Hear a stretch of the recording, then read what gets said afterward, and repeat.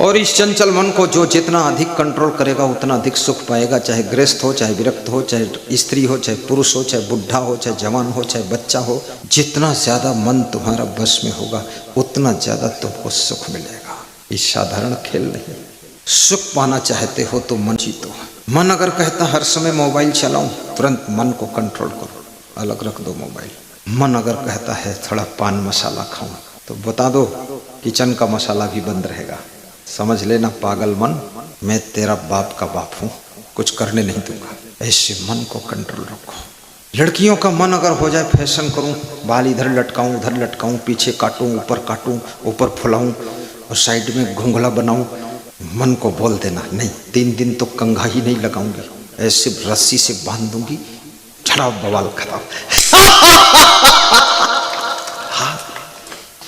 ये मन कभी फैशन में फंसाता है, कभी शराब में फंसाता है, कभी जुआ में फंसाता है। ये मन कभी आलस्य में गिराता है, कभी ज्यादा सोने में गिरा देता है, नींद में गिरा देता है, और कभी कभी मन ये तुमको गुस्सा में गिरा देता है, कभी लालच में गिरा देता है, कभी अभिमान में गिरा देता है। इस मन के अंदर अनेक रूप पलट सलट कर आते हैं और ये तुम्हारी जिंदगी को उलट पलट कर देता है। इसलिए कदम कदम पर दमदारी के साथ अपने मन को बस में करने की कला सीखो। और जिस विद्यार्थी का मन बस में है वो डॉक्टर बनेगा, इंस्पेक्टर बनेगा, कप्तान बनेगा, कलेक्टर बनेगा, महान संत बनेगा, वो कुछ न कुछ एक क्लास का बनेगा।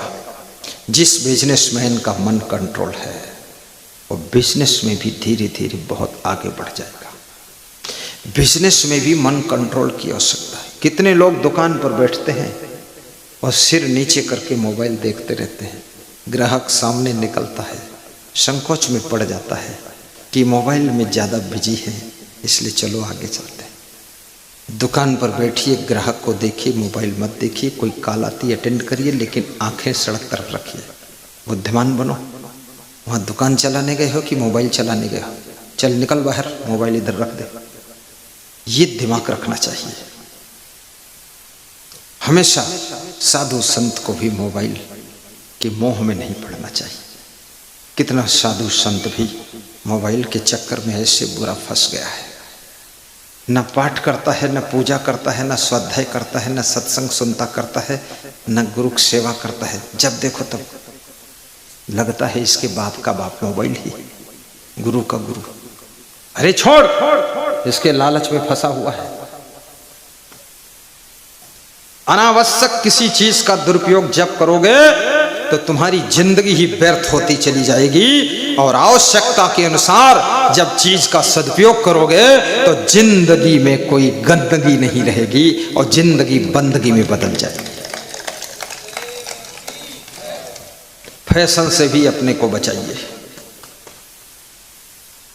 फैशन से मन बिगड़ता है। तुम ऐसे ही बहुत सुंदर हो। शरीर की सुंदरता लाख कोशिश कर लो, लेकिन 50 साल के बाद शरीर ढलना शुरू हो जाता है। आपका मन सुंदर होना चाहिए, आपका स्वभाव सुंदर होना चाहिए, आपका व्यवहार सुंदर होना चाहिए और आपके विचार सुंदर होना चाहिए। याद रखना, शरीर को कितना संभालो फिर भी एक दिन डोकरा हो जाता है, और कितनी सुंदर हीरोइन हो एक दिन डोकरी हो जाती है। और बहुत सुंदर हैं हीरो हीरोइन, सबसे ज़्यादा आत्महत्या करने वालों का परसेंटेज हीरो हीरोइन का है, जो कि नंगे भी घूमते हैं, सुंदर भी बहुत बनते हैं, चड्ढी भी पहनते हैं, नंग धड़ंग रहते हैं, गंदे गीत गाते हैं, फिर न जाने क्यों आत्महत्या करते हैं। नालायक, हम समझ नहीं पाते। इससे ज्यादा और क्या करना चाहते? सब कुछ कर लिया कुकर्म तुमने, अब फिर मर क्यों रहे हो? अब क्यों मर रहे हो? अब जिंदा रहो। फिर पेपर में आ रहा है ये हीरो मर गया, वो हीरोइन मर गई, वो ये कर लिया, वो कर लिया। तुमसे अच्छी तो भैंस है जो कम से कम जिंदा तो रहती है।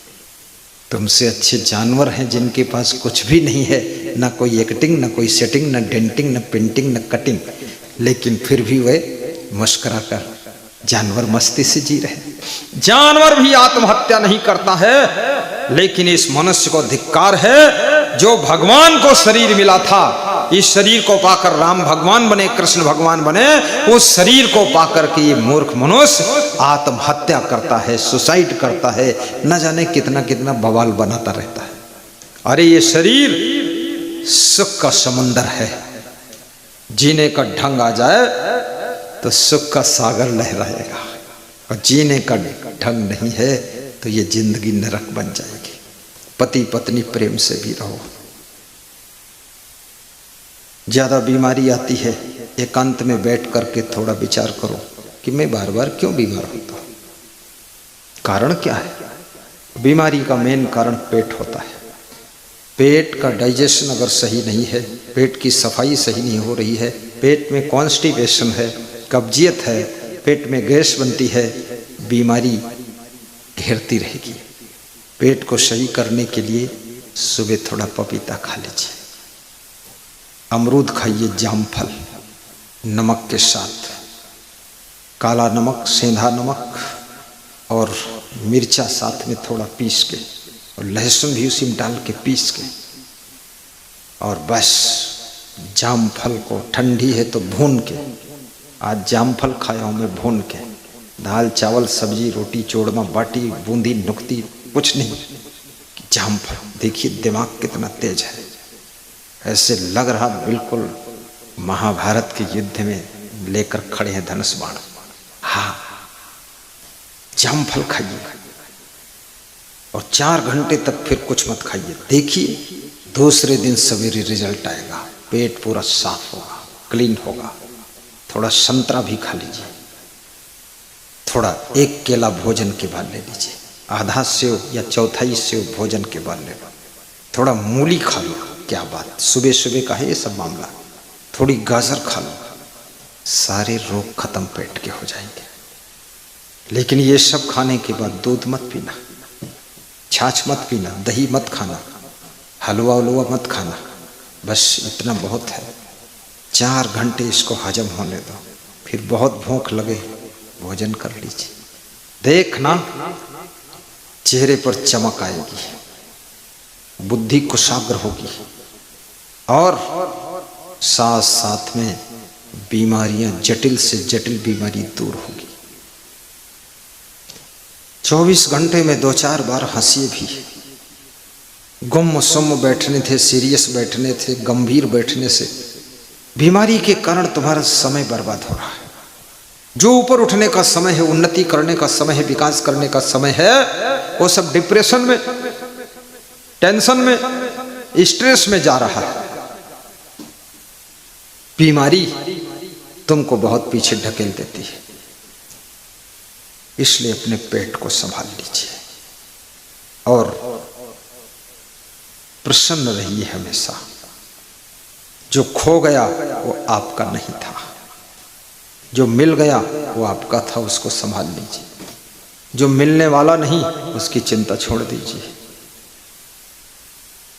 और जो मिलने वाला है उसके लिए परिश्रम और प्रयास कीजिए, लेकिन अपने आप को प्रसन्न बनाकर रखिए। भगवान को भी युद्ध मैदान छोड़कर भागना पड़ा था, कृष्ण भगवान को। इसलिए कहीं कहीं तो हार आपकी भी होगी, और कहीं कहीं बहार आपकी होगी, और कहीं कहीं त्योहार आपका होगा, और कहीं कहीं आप असफल होकर के बैठेंगे कि सब खो गया मेरा। सब खोने के बाद भी तुम तो हो ना। कमाने वाले तुम हो और खोने वाले तुम हो। अगर तुम हो तो जितना खोया है उसके 10 गुना फिर कमा सकते हो। इसलिए सब खो जाए लेकिन अपनी खुशियों को खोने मत देना, आनंद को खोने मत देना, तो सब कुछ वापस लौटकर आने वाला है।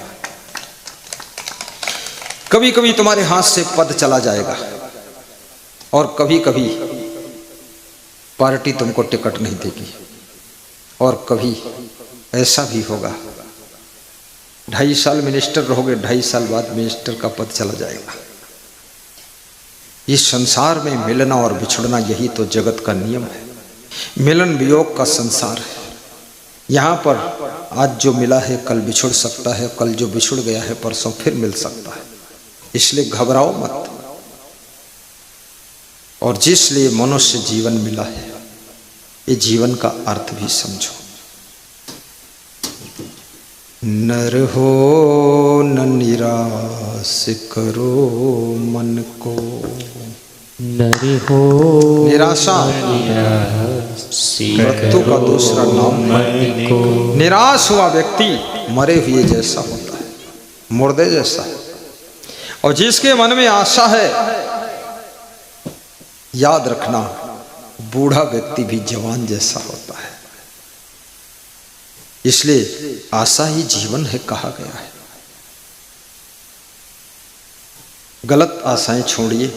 जिससे आपको आशा लगी थी टोंक में गुरुजी आएंगे, दर्शन करने चलेंगे, ये आशा थी कि नहीं थी? गलत कहने, आशा लगी थी, ये अच्छी आशा थी। आज आशा पूरी हो गई। शुभ आशा आपके जीवन में सुख लेकर आती है और निराशा आपको मुर्दा बना देती है। और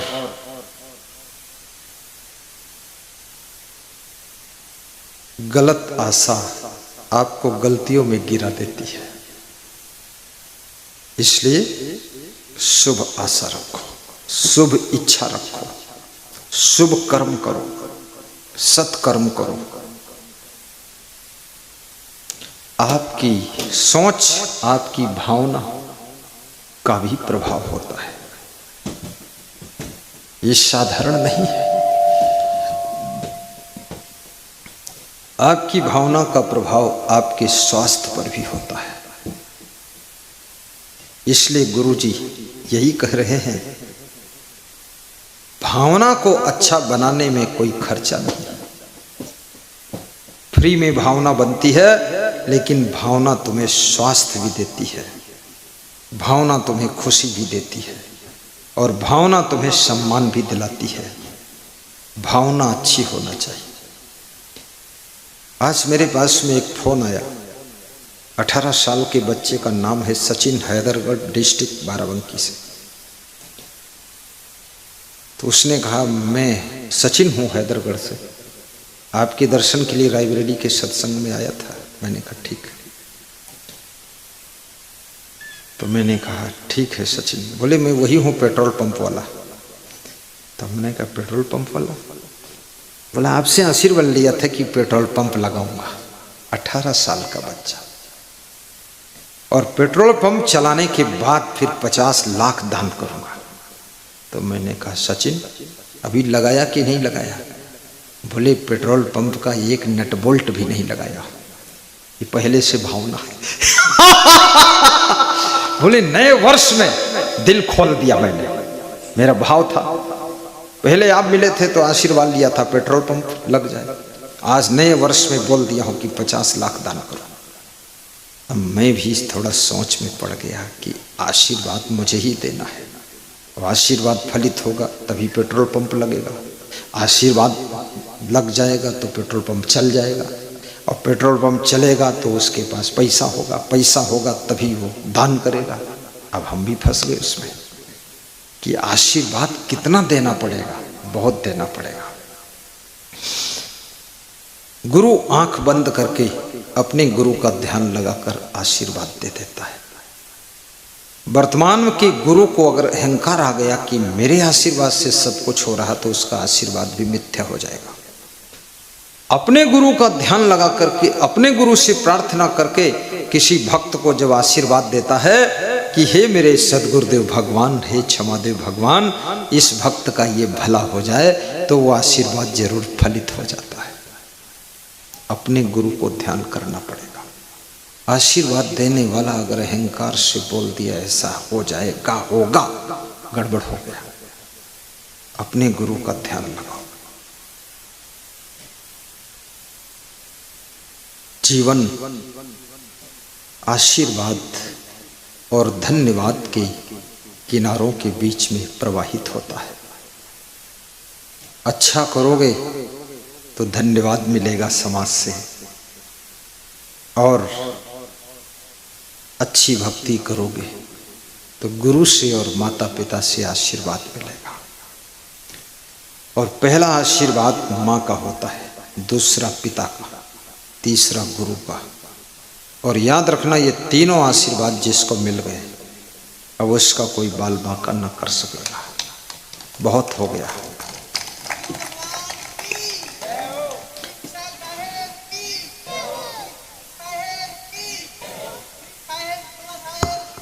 जय जय जय जय जय।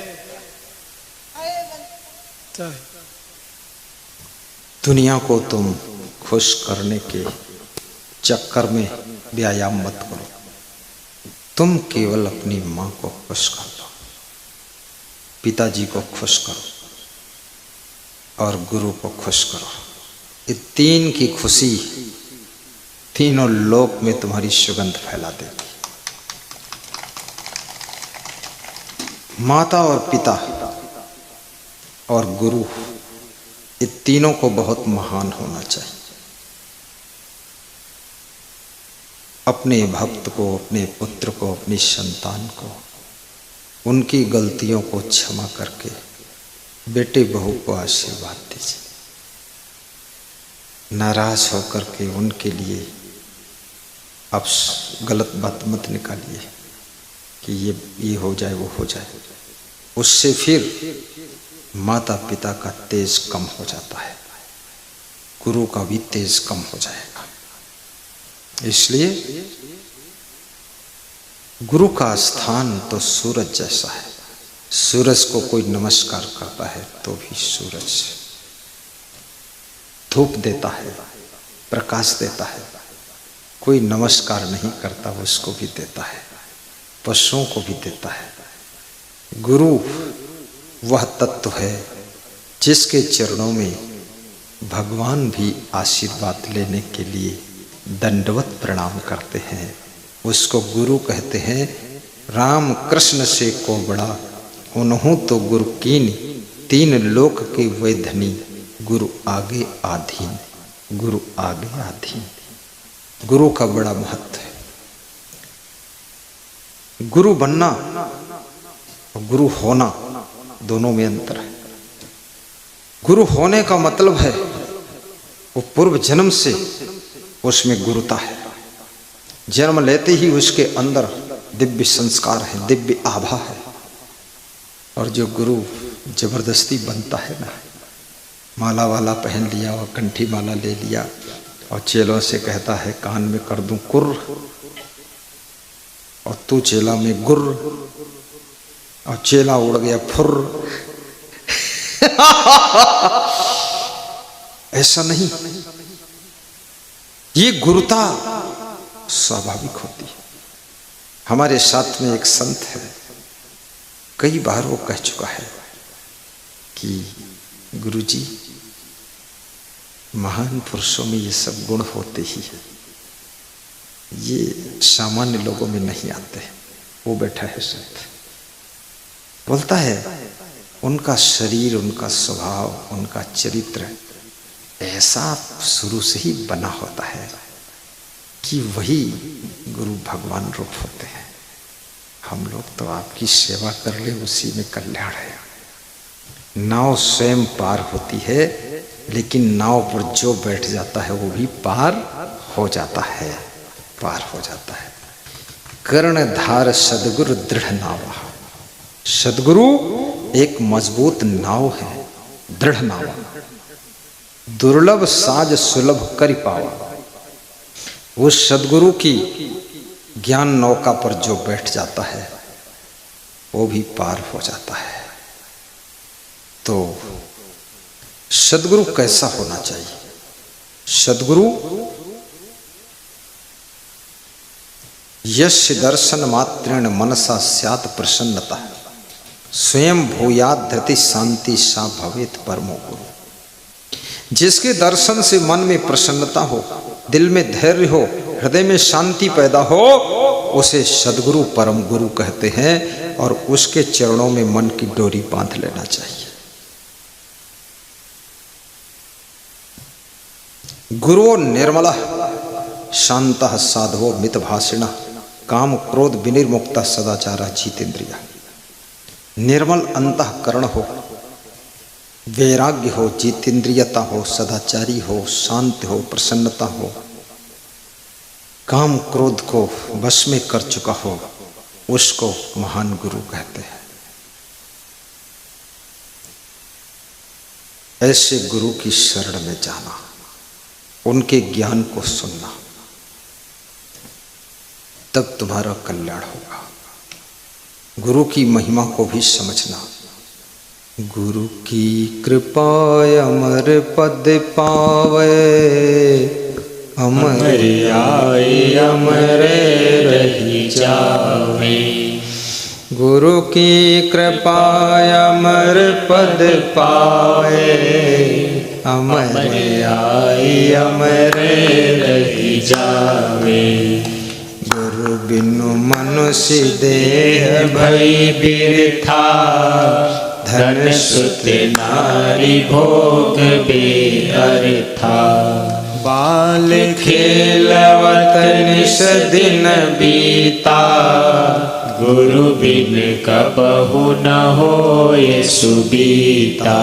गुरु बिन कबहु न होए शांति, गुरु बिन छूट सके नहीं भ्रांति।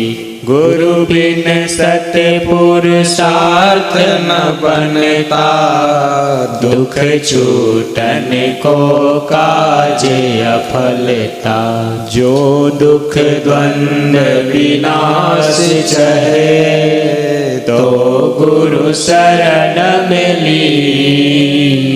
गुरु बिन कबहु न चैन होए, हे मन मूढ़ मली। है मन मूढ़ मली। बोलिए सतगुरु भगवान की जय। तिलक सबको लगाया जा रहा है। ये सत्संग का तिलक है। इससे सद्बुद्धि भी आएगी और सबको कुंभ मेला का आमंत्रण भी दिया जा रहा है। कुंभ मेला में सिंहस्थ कुंभ प्रयागराज में मेला हो रहा है। ये धर्म का मेला है, ये धर्म का तिलक है, ये भक्ति का मेला है, संतों का मेला है, ये संतों का तिलक है। और करोड़ों धर्म प्रेमी सिंहस्थ कुंभ प्रयागराज में त्रिवेणी संगम में आ रहे। आपका कैंप सेक्टर 22 में लग रहा है, जिसमें भक्तों के ठहरने के लिए रूम बन रहे हैं। कम से कम वीआईपी रूम 24 है, अटैच लेट बाथ, वेस्टर्न शौचालय बनाए जा रहे हैं। स्नान के लिए स्नान घर बनाए जा रहे हैं अपने कैंप में। 30-40 कमरे मीडियम बन रहे हैं। गुरु का निवास बन रहा है, हमारे संतों के विश्राम के लिए भी बन रहा है। 2000 2500 रजाई गद्दे आ रहे नए आगरा से, सबके ओढ़ने के लिए। और हजारों कुंटल आटा, दाल, चावल का इंतजाम किया जा रहा है। और सब्जी ताजी ताजी रोज 50 कुंटल आएगी। घी भी कुंटलों इकट्ठा हो रहा है, सब दान आ रहा है। और मिर्च मसाला भी सब इकट्ठा किया जा रहा है। रोटी बनाने की मशीन भी आ चुकी है। 1 घंटे में 1000 रोटी बनेगी। आटा माड़ने की मशीन भी आ चुकी है। सब्जी छीलने की मशीन और सब्जी काटने की मशीन भी आ चुकी है। मशीनों से काम ज्यादा होगा। खाने का काम तुम्हें खुद करना पड़ेगा। हाँ, जिसके लिए धर्म प्रेमी गण अपना अपना दान भी भेज रहे हैं। 62 62 10 21 21 6262102121 पे फोन नंबर में डेली अपने श्रद्धानुसार सत्संगी भाई बहन दान भेज रहे हैं। कोई रजाइयों के लिए 2 रजाई के लिए 500 भेज रहा है, कोई 10 रजाई के लिए 2500 भेज रहा है और कोई 100 रजाई के लिए भी भेज रहा है। व्यवस्था ऐसे होगी जैसे तुम अपने घर में रहते हो, क्योंकि वह धन किस काम का जिस धन को संतों और भक्तों की सेवा में लगाया न जा सके।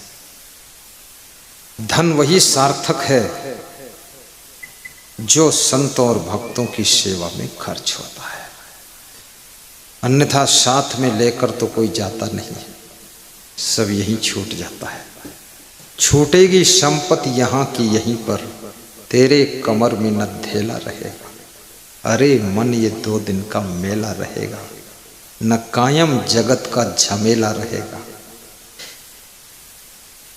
पत्नी भी आगे बढ़ेगी तो केवल द्वार तक, गांव के लोग आगे चलेंगे तो केवल शमशान तक, बेटा भी हक निभाएगा तो केवल अग्नि दान तक।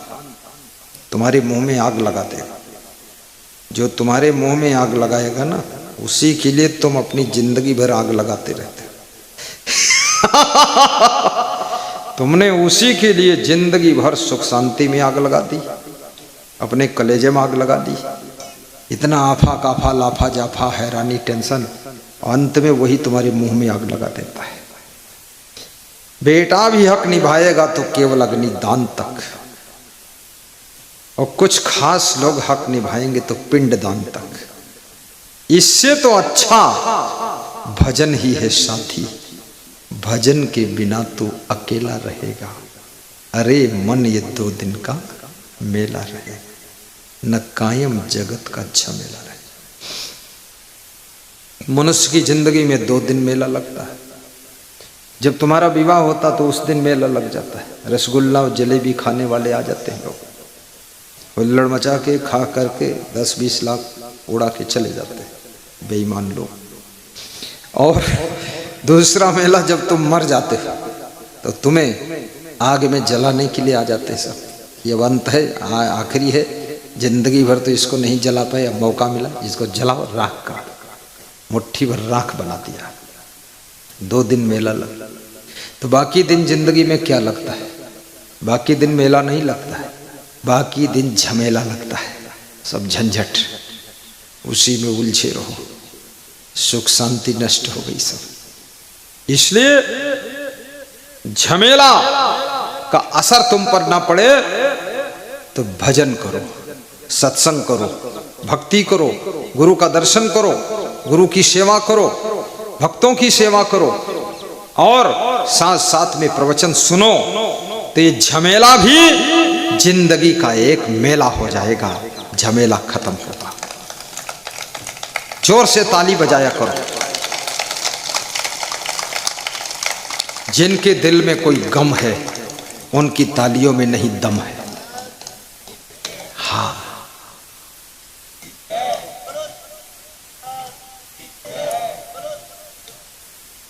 जय की जय,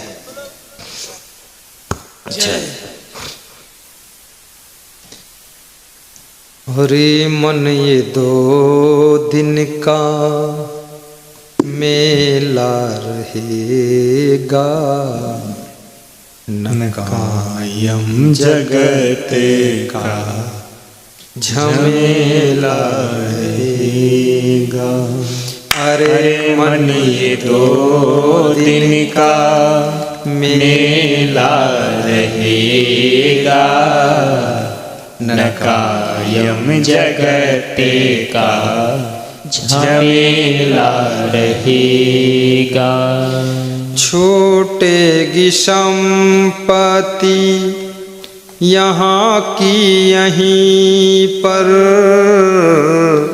तेरे कमर में ना धेला रहेगा। अरे मन ये 2 दिन का मेला रहेगा, न कायम जगत का झमेला रहेगा। श्रद्धावान क्षेत्र है। तिलक की थाल में भी कई लोग दक्षिणा डालकर आशीर्वाद ले रहे। ये टोंक जिला निमाई तहसील ललवानी का इलाका ये साधारण नहीं है। लोगों का प्रेम भी है, श्रद्धा भी है, और लोग आज ठंडी के डर से थोड़ा कम आए। सूरज देवता से प्रार्थना करना, कल थोड़ा जल्दी सूरज देवता आ जाए। आएंगे तो कल भी, पर सूरज देवता भी कभी कभी नखरा कर देते, देर में आते हैं। जब गुरु देवता मंच पर देर में आते हैं तो सूरज देवता भी देर में निकलते हैं। इसलिए ये सभी देवी देवता आप भी टाइम पर आना, सूरज देवता भी थोड़ा बिफोर आ जाए और मैं भी कल टाइम पर आ जाऊं, क्योंकि कल जुलूस और शोभा यात्रा नहीं है, सीधे आना है 1 बजे। फट से प्रवचन ज्यादा होना चाहिए। अरे मन ये 2 दिन का मेला रहेगा, न कायम जगत का झमेला रहेगा। अरे मन ये 2 दिन का मेला रहेगा, न कायम जगत का झमेला रहेगा। तो कहता है ये दौलत कभी आएगी मेरे काम, पर ये तो बता धन हुआ है किसका गुलाम। तो समझा गए उपदेश हरिश्चंद्र कृष्ण राम। अरे दौलत तो नहीं रहती है, रहता है सिर्फ नाम। हाँ, रहता है सिर्फ नाम। छूटेगी संपत्ति यहाँ की यहीं पर, तेरे कमर में ना धेला रहेगा। अरे मन ये 2 दिन का मेला रहेगा, न कायम जगत का झमेला रहेगा। अरे मन ये 2 दिन का मेला रहेगा, न कायम जगत का झमेला रहेगा। तो द्रग बिंदु साथ देंगे तो केवल जल बिंदु पान तक, अर्धांगिनी भी बढ़ेगी तो केवल मकान तक। परिवार के सब लोग, गांव के सब लोग चलेंगे तो शमशान तक, और बेटा भी हक निभाएगा तो अग्निदान तक। हाँ, तो अग्निदान तक। अरे इससे तो अच्छा भजन ही है साथी, गुरु के भजन बिन तू अकेला रहेगा।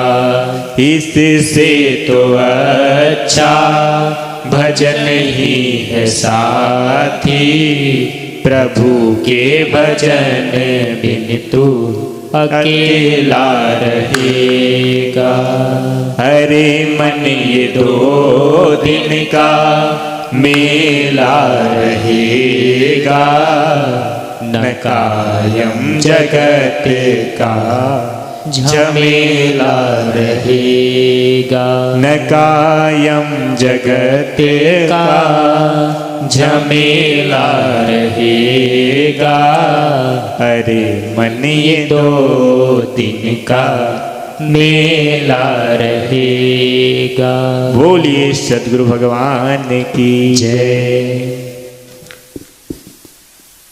आज व्यास गादी पर महान भक्त श्री मुकेश सैनी बांदी कुई वाले चंवर डुलाने की सेवा कर रहे। गत वर्ष उनका भी 2 दिन का विशाल कार्यक्रम हुआ था। ये चंवर भी मुझको कमल सैनी जी ने, माली साहब ने दान दिया है कल रात में। ये नया चंवर और नया वर्ष। इस चंवर में खासियत है, ये चंवर को देख करके मक्खी और मच्छर बहुत दूर भाग जाता है। उसको लगता है मेरे लिए चक्र सुदर्शन चल रहा है।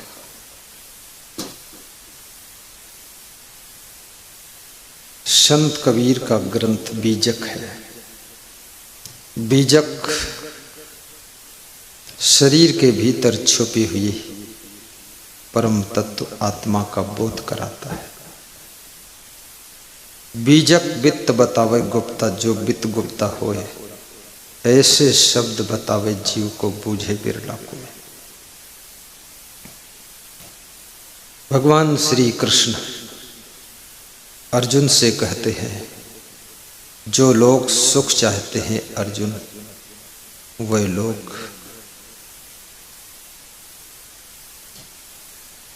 अपने जीवन में 3 बातों की सावधानी रखें। नंबर 1, युक्ताहार विहारस्य। नंबर 2, युक्त चेष्टस्य कर्मसु।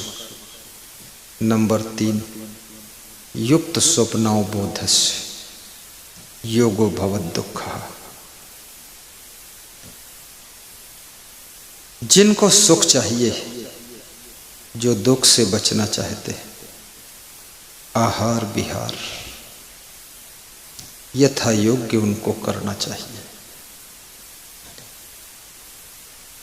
और कर्मों की चेष्टा भी यथा योग्य करना चाहिए। आज का कर्म कल भाग्य बन जाता है। सुबह का कर्म शाम तक फल लेकर आता है। बचपन का कर्म जवानी में रिजल्ट लाता है। जवानी का कर्म बुढ़ापे में फल दे देता है। इस जीवन का कर्म अगले जन्म में भी तुम्हारा पीछा नहीं छोड़ता है। कर्म प्रधान विश्व रचि राखा, जो जस करे सो तस फल चाखा। भगवान किसी के भाग्य की रचना नहीं करता है। हर आत्मा कर्मों के माध्यम से अपने अपने भाग्य की रचना स्वयं करती है और आपके व्यवहार से भी भाग्य बनता है। इसलिए व्यवहार भी आपका अच्छा होना चाहिए। विचार से भी भाग्य बनता है। अपने विचारों को भी सुंदर बनाइए। वाणी से भी भाग्य बनता है। वाणी को भी संवारिए और आपके चरित्र से भी आपके भाग्य की रचना होती है। चरित्र को भी सुधारिए।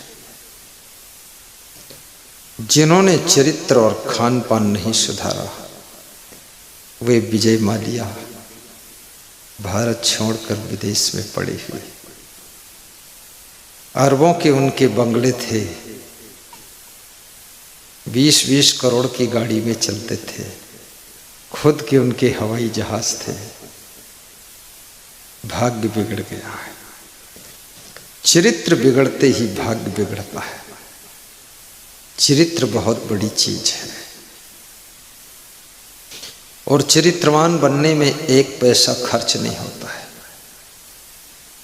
और चरित्रवान यदि बन गए तो पैसा ही पैसा बरसता है।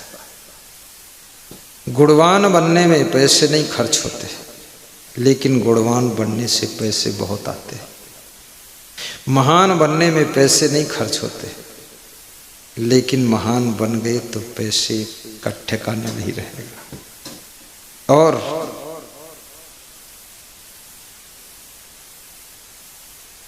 वाणी सुधारने में कोई पैसा नहीं खर्च होता है। प्रिवाक्य प्रदानेन सर्वे तुष्यन्त जंतवः तस्माद् देव वक्तव्यम वचने किम दरिद्रता। लेकिन यदि आपकी वाणी परिष्कृत हो गई तो भाग्योदय हो जाता है। वाणी का बहुत बड़ा खेल है। कई बार बड़े बड़े नेता भी बोलने में चूक जाते हैं, पूरे देश में हंगामा खड़ा हो जाता है। वो नेता भी पछताता है कि अरे ये कैसे मेरे मुख से शब्द निकल गए। जब जोश खरोश में तुम बोलोगे तो आपकी वाणी से गलती हो जाएगी। बहुत वाणी कोई साधारण चीज नहीं, इसलिए निवेदन है कि बोलने से पहले कम से कम 2 बार विचार कर लो। कम बोलने वालों की वाणी सुनने के लिए लोग इंतजार करते और हर समय खर खर भर भर बोलने वालों को लोग सुनना नहीं चाहते। कोयल बहुत कम बोलती है, जब बोलती है तो लोग कान लगाकर सुनते हैं। और कौवा अनावश्यक बोलता रहता है, कोई सुनना नहीं चाहता है। कम बोलोगे वाणी का महत्व बढ़ जाएगा। इसलिए महिलाओं को घर में बहुत कम बोलना चाहिए। जो महिलाएं ज़्यादा बोलती हैं उनके पति लोग घर में कम रुकते, क्योंकि उनको लगता है लाउड स्पीकर स्टार्ट, घर से निकलो चलो, कम बोलो। कम बोलने वाली महिलाओं का ज़्यादा आदर होता है। बहुत ज़्यादा बोलने वाली महिलाओं से ही लोग तंग हो जाते हैं। याद रखना,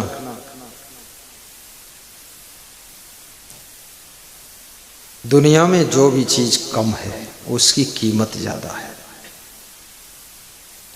मिट्टी बहुत है इसलिए सबसे कम कीमत इसकी है। लोहा मिट्टी से कम है, उसकी ज्यादा कीमत है। और लोहे से भी कम तांबा है, उसकी उससे ज्यादा कीमत है। तांबा से भी कम चांदी है, उसकी कीमत उससे भी ज्यादा है।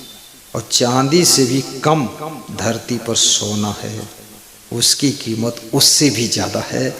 और हीरा बहुत कम है, इसलिए सोना चांदी से भी ज़्यादा कीमत हीरा की होती है। जो चीज़ कम होती है उसकी कीमत ज़्यादा होती है। अभी आपको यदि एक एक मुट्ठी नुक्ती दे दिया जाए तो आप एक एक दाना खा लेंगे, लेकिन 1-1 किलो दे दिया जाए तो 50-50 ग्राम तो नीचे गिरा देंगे। कम में दम है। और आज प्रसाद भी वितरण होगा। मैंने नुक्ति का नाम लिया, श्री कमल माली साहब शिक्षक साहब ने कहा बूंदी का नुक्ति का प्रसाद बटेगा। और जो जहां बैठा है वहीं मिल जाएगा। पैकेट में पैक है नुक्ति, पैकेट भी बड़े बड़े हैं। और कुंटलों नुक्ति 4-5 कुंटल बनी हुई कमरे में रखी है। मेरे पड़ोस में ही कमरा, और रात में ही उन्होंने खोल के कमरा और नुक्ति दिखा दिया था कि जितनी खाना हो रात भर खाओ। तो बहुत नुक्ति बनी है। सबका सम्मान है इस कार्यक्रम में और सबका आदर है। और नुक्ति भी बड़ी स्वादिष्ट नुक्ति है। एक एक नुक्ति का दाना अलग अलग है, चिपका हुआ नहीं। राजस्थान और मध्य प्रदेश की नुक्ति फेमस नुक्ति है, ऐसी नुक्ति यूपी नहीं बनती है। वहाँ तो जो नुक्ति बनाते हैं वो सब उसमें लसलसा सब चटचटा लगा रहता है। यहाँ तो छू लो तो भी हाथ में कोई चटचटा नहीं लगता है। नुक्ति बनाने की कला है, कारीगर बहुत बुद्धिमान यहाँ के। नुक्ति का प्रसाद बटे, दिल खोल करके श्री कमल माली जी ये प्रोग्राम कर रहे हैं। उन्होंने बताया कि बहुत बड़ी पेटी भर के कुंटलों केला लाया हूँ, संत लोग खूब खाए। संतरा भी लाया हूँ भर के खूब, सेव भी लाया हूँ, अनार भी पेटी पेटी भर भर के लाया हूँ। मैंने सुबह कहा सबको सीमित देना, उन्होंने कहा नहीं खूब ओवरफ्लो करो जितना खाना चाहिए। सुबह उन्होंने कहा कि दाल बाटी चूरमा बन जाए, तो हमारा एक संत बोला अभी बना दूंगा। जब बनाने गया और लगी ठंडी तो बोला आज रहने दो, सूरज की धूप नहीं। याद रखना दाल बाटी बनाने में और खाने में थोड़ा धूप में ही आनंद आता है। सेवा बहुत किया है, ये तो अवसर है, चांस है। अगला समय कब मिलेगा क्या होगा कुछ पता नहीं। सेवा का अवसर मिल गया है और इस सेवा के पुण्य को पूरे क्षेत्रवासी लूट रहे हैं। उन्नति का साधन सेवा है, जिससे ही आत्म शुद्धि होती। पर लोभी मोही अभिमानी सेवक पद पाना क्या जाना। उन्नति करना चाहते हो तो सेवा की सीढ़ियों पर चढ़ना सीखो, सेवक बन जाओ। तन से मन से धन से अन्न से वस्त्र से सेवा करो। सेवा बहुत बड़ी चीज है। मुसलमान के द्वार पर एक हिंदू निकलता है, वो हिंदू उस मुसलमान बूढ़े मुसलमान को कहता है चच्चू वालेकुम सलाम। इतना कहकर वो रोज चला जाता है।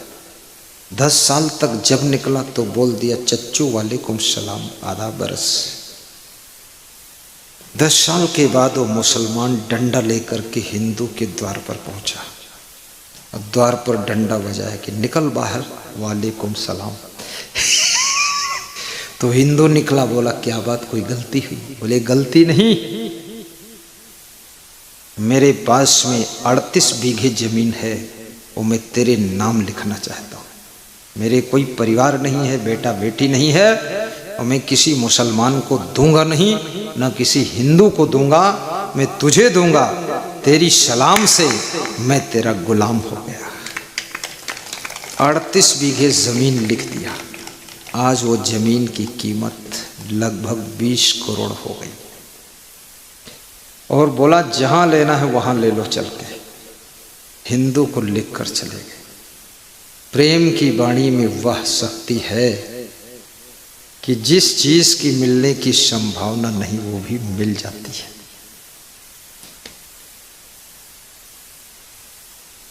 सेवा नमस्कार भी सफलता का द्वार खोलता है। इसलिए संकोच मत करो, नमस्कार कर लिया करो। धीरे धीरे नमस्कार और प्रणाम भी मानव समाज में कम होता जा रहा है। बुजुर्गों का आदर भी घटता जा रहा है। परिस्थितियां बहुत कठिन होती जा रही हैं। माता पिता के सुबह उठकर पैर छू लिया करो। इसमें कितने संतान ऐसे हैं जो अपने माता पिता सास ससुर के पैर छू लेते हैं? जरा हाथ ऊंचा करके बताओ। है 20-25 लोग हैं। देखो कलयुग आ चुका है। अब तो ऐसा समय आने वाला है कि माता पिता बेटे बहू के पांव छुएंगे, उल्टा गंगा बहने वाली। आशीर्वाद है। जय हो। विराजिए, बैठी, बिठा लीजिए। हाँ, उधर भी चले जाइए। देखो, हमारे महान भक्त का आगमन हुआ है। श्रद्धा, अपने से बड़ों को प्रणाम करने में आपका अहंकार आपको रोक न पाए। जिनमें संस्कार पवित्र है, उनके भीतर अहंकार टिकता नहीं है। जिनके भीतर अहंकार है तो समझ लो वहां संस्कार नहीं है। प्रात काल उठ के रघुनाथा, मात पिता गुरु नामहि माथा। उठे लखन निश विगत सुनि, अरुण शिखा धुनि कान। गुरुते पहले जगतपति जागे, राम सुजा। लक्ष्मण जी जब गुरु विश्वामित्र के साथ विश्राम करते थे, राम भी विश्राम करते थे, तो सबसे पहले लक्ष्मण उठते थे। अरुण शिखा, अरुण कहते हैं सूरज को। सवेरे जो सूरज का कलर होता है वो लाल होता है। लाल रंग की शिखा किसके सिर पर होती है? वो मुर्गा के सिर पर होती है। मुर्गे की आवाज को सुनकर, मुर्गे की धुनी को सुनकर लक्ष्मण जाग जाते थे। प्राचीन समय में लोग मुर्गे की धुनी से टाइम का पता लगा लेते थे कि मुर्गा बांग दिया है, इसका मतलब सवेरा हो गया है। मुर्गा मुर्गा है, वो मनुष्य नहीं है, लेकिन वो भी अपने कैसे एहसास करता था सवेरा हो गया, और 4 और 5 बजे के बीच में बांग दे देता था, आवाज करता था। और आदमी इतना बुद्धिमान है, शिक्षित है, इसको कुछ एहसास ही नहीं होता है कि कितना बजा है। मुर्गे की आवाज को सुनकर लक्ष्मण जाग गए और स्वयं फ्रेश होकर पानी रेडी करके फिर भगवान श्री राम को फ्रेश कराते थे, भगवान की सेवा कर देते थे। और भगवान भी गुरु जी से पहले उठ जाते थे। और दोनों भाई राम लक्ष्मण ताजा जल लेकर गुरु के पास पहुंचते और गुरु को दातून कराते, गुरु को हाथ मुंह धुलाते और गुरु का बिस्तर ठीक करते हैं। इस कलयुग में भी आज भी बहुत ऐसे शिष्य हैं जो गुरु से पहले जागते हैं और फ्रेश होकर के तैयार होकर गुरु की सेवा में उपस्थित हो जाते हैं। जिनके संस्कार धूमिल हैं, गुरु जाग जाए, भगवान जाग जाए, लेकिन वो कुंभकर्ण की तरह पड़े रहते हैं। और ये आदत गलत है।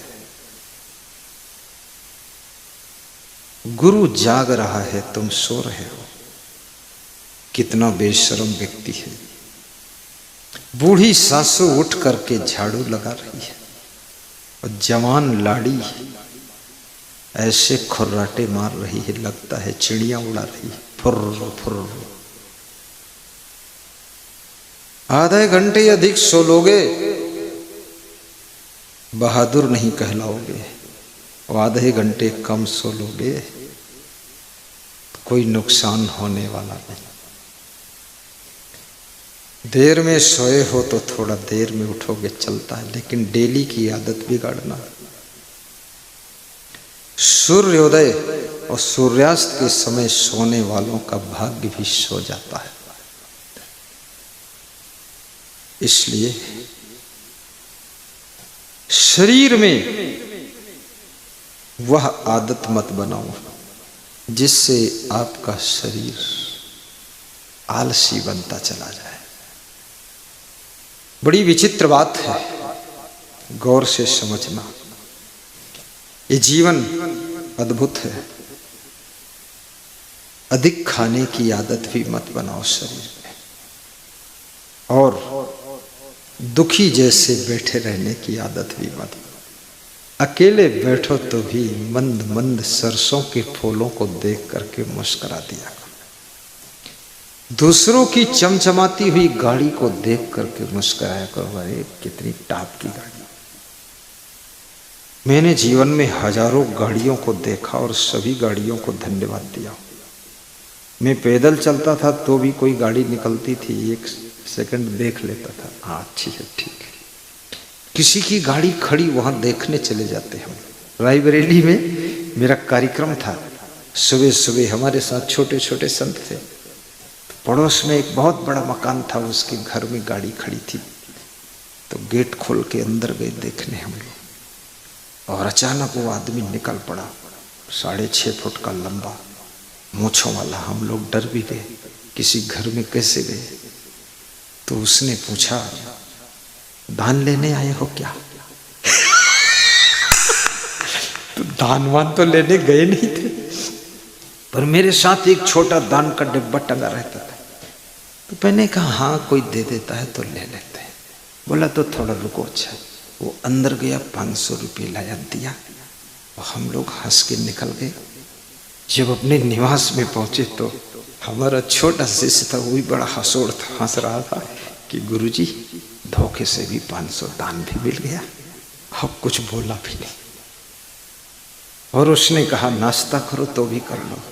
तो मैंने सोचा इतनी ठीक है, बस निकल गया। किसी की गाड़ी देखकर अगर तुम खुश होगे, किसी का सुंदर मकान देखकर तुमको खुशी होगी, किसी के अच्छे स्वास्थ्य को देखकर तुम प्रसन्न होगे, और किसी को धनवान देखकर तुम धन्यवाद दोगे, और किसी को गुणवान देख करके तुम प्रसन्न हो जाओगे, तो याद रखना एक दिन तुम भी धनवान बनोगे, गुणवान बनोगे, महान बनोगे, तुम भी गाड़ी वाले बनोगे।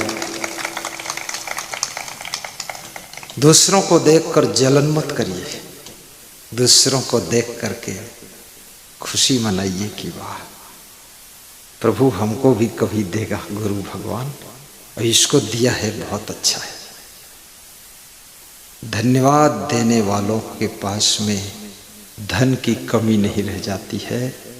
वाद विवाद करने वालों के पास में कभी शांति नहीं रहती है, और आशीर्वाद लेने वालों के पास में कोई भी चीज कम नहीं पड़ती है, और आशीर्वाद देने वालों की जिंदगी के कांटे भी फूल में बदलने लग जाते हैं, कांटे भी फूल में बदलने लग जाते हैं।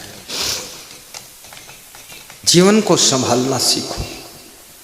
बड़ी विचित्र बात है, जीवन को एक बीड़ा कहा गया है, जीवन एक संगीत है।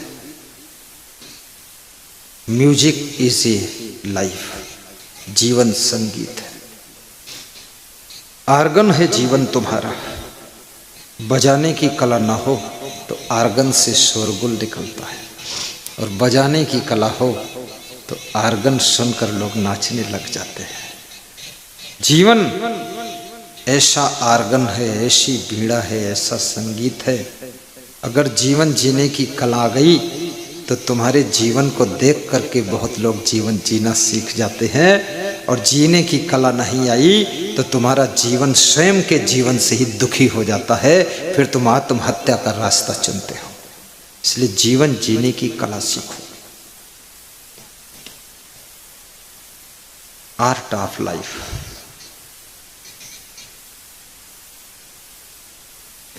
आपकी जिंदगी का महत्व इसको पैसों से मत तौलिए, पद से मत तौलिए। कितने लोगों का पद चला जाता है, बड़े दुखी हो जाते हैं, जिंदगी दुख में डूब जाती है। धन चला गया, लोग बड़े मायूस हो जाते हैं। नहीं, जहां और धन और पद भी पीछे छूट जाते हैं, वहां भी जिंदगी तुम्हारा साथ देती है। इसलिए जिंदगी में धन और पद का जिंदगी से बड़ा महत्व मत समझिए। जिंदगी के लिए धन और पद है, ना कि पद और धन के लिए ये जिंदगी न्यौछावर करना है। इसको समझना। रिश्तों को मधुर बनाइए। किसी गांव में एक बूढ़ा व्यक्ति रहता था। वो एक बीड़ा बजाता था। जब वो बीड़ा बजाता था, गांव के लोग अपना अपना काम बंद करके सुनने के लिए आ जाते थे। घर के लोग भी काम छोड़ देते थे। बहुएं रोटी बना रही तो बंद कर देती थी, आ जाती थी, सुनती थी। बड़ा अच्छा बीड़ा बजाता था। एक दिन अचानक वो मर गया। बीड़ा उठाकर अलमारी में रख दिया गया। बच्चे समय पाकर बीड़ा उठा लेते थे, तार छेड़ते थे, बीड़ा से शोरगुल निकलता था, कोई संगीत नहीं पैदा होता था। घर के लोग परेशान हो गए, बच्चों से बीड़ा छीन करके ऊंचे रख दिया। ऊंची रात में कभी चूहा कूदता बीड़ा के तार पर तो बीड़ा की खनकार पैदा होती, बिल्ली कूदती, बीड़ा नीचे गिर जाता। घर के लोग बोले, दादाजी थे तब तक तो ये बीड़ा बड़ा सुख देता था, वो मर गए, ये बीड़ा तो पीड़ा बन गया, बड़ी डिस्टर्ब कर रहा है बीड़ा। गुस्सा आ गई, उस बीड़ा को उठा करके सामने जो कचरा का ढेर था, घूरा, वहां फेंक दिया। हटाओ, बवाल खत्म करो, फेंक दिया। एक दिन भिक्षा लेने के लिए कोई फकीर आया, संत आया। उसकी नजर उस बीड़े पर पड़ी, वो उठा कर लाया, रूमाल से झाड़ कर धूल हटाकर तारों को टाइट करके और बजाया। तो ऐसा संगीत मधुर पैदा हुआ कि लोग अपना अपना काम छोड़ करके आ गए, बैठकर सुनने लगे। बोले, दादाजी जैसा कोई बजा रहा था, आप ही थे? बोले हाँ। बोले, ये बीड़ा कहाँ मिला? बोले, उधर घूरे पर पड़ा था, कचड़े में उठा लाया। अरे बोले, इससे तो हम तंग हो गए थे, दादाजी बजाते थे तब आनंद आता था, और बीच में तो इससे बच्चे जब बजाते बहुत शोरगुल हुआ है। तो उस फकीर ने कहा, संत ने, बीड़े में संगीत बहुत है, इसके तारों को सेट करना पड़ता है, अंगुलियों के माध्यम से, हृदय से ये संगीत पैदा होता है। जीवन भी एक बीड़ा है, अगर कर्मों के तार सेट करना नहीं आया तो जिंदगी में शोरगुल पैदा होगा, कोई संगीत पैदा नहीं होगा। इसलिए कर्मों के तार सेट करना सीखो।